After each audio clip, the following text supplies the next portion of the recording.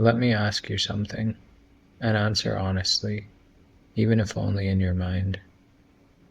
When did you stop being the main character in your own life? Was it the day the world told you to shrink? Was it the moment someone laughed at the thing you loved? Was it when you realized the internet is full of invisible judges, grading you on a rubric you never agreed to?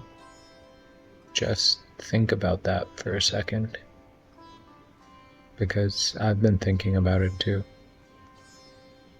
You know, sometimes I feel like I'm standing at the edge of a lake, reflection trembling, fog swallowing the distance, and the only honest thing left in the whole universe is the part of me staring back. Not the face, not the persona, not the mask, the being.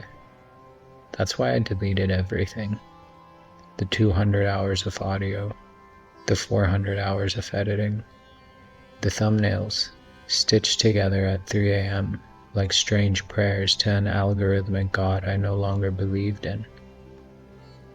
People think destruction is a tragedy, but sometimes destruction is devotion. Sometimes you have to burn a version of yourself to make space for the one that's been begging to breathe. In the early days of Idiot Mystic, I was chasing stories like a pilgrim chasing relics, fringe subjects, impossible claims, tales from the non-physical world recounted with confidence but wobbling with unsteady truth. And the thing about stories, they don't always want to be honest. People lie, people embellish, people confuse their longing for revelation, and somehow I was the only one bothered. I thought transparency mattered. I thought honesty was a doorway. I thought if I wore my stupidity and imperfections openly, others would join me in the human mess of it all. But assuming the world values truth is like assuming the ocean values your breath. It doesn't. When I wiped the slate clean, I felt new. My visuals felt like me. The topics felt like me. My voice, masked but somehow more exposed, felt like me. Then the chorus began. Shorten the intro. Fix the thumbnails.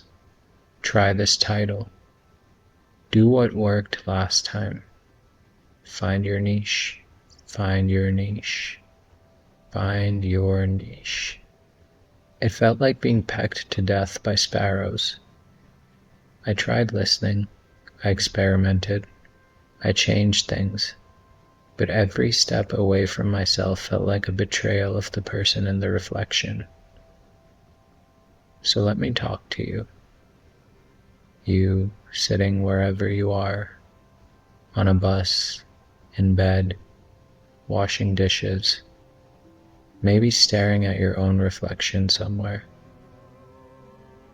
Let me tell you something that I know in my bones. You don't need to find your niche.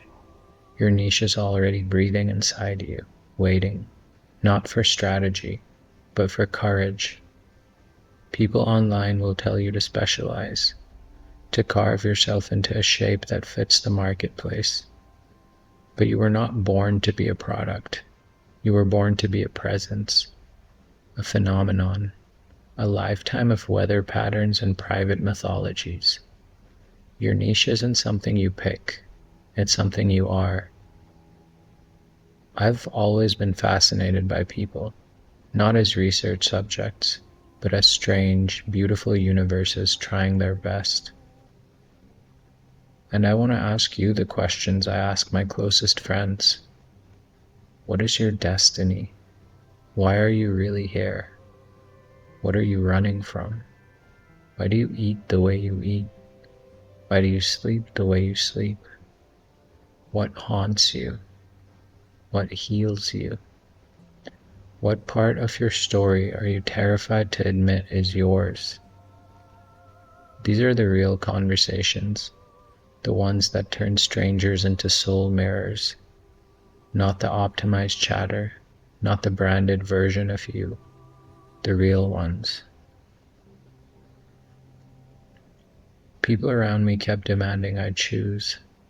Are you a meditation teacher, a mystic, a counselor, a guy in a mask, a storyteller, a speaker of fringe things, a spiritual theorist, a guy who rambles about the soul? I wanted to answer, yes, I'm all of that, and the parts I haven't discovered yet. Your niche isn't a topic, it isn't a category, it isn't a style. Your niche is the place where your curiosity meets your courage. Your niche is the thing only you can make, because only you have lived the life that taught you how. If there's one thing I want you to take away, one actual, practical, useful truth from this idiotic rant, it's this. Stop choosing niches. Start choosing honesty. Because honesty does the work niches pretend to do. Honesty filters the right people in. Honesty filters the wrong people out. Honesty creates community. Honesty creates trust. Honesty creates longevity. Honesty keeps you from burning out. Honesty draws in people who resonate with your frequency, not your format. You don't need to perform consistency. You need to practice authenticity. Consistency grows followers, but authenticity grows believers. So if you're listening to this, and you've spent years trying to shrink yourself into a category that never felt like home, I want you to remember this. You are not a niche. You are a cathedral, a constellation, a centuries-old story still unfolding, a soul with untranslatable chapters. Your destiny can't be outsourced. Your calling can't be copied. Your path can't be optimized. And your voice, your real voice, is the only thing the world actually needs from you. Everything else is dust.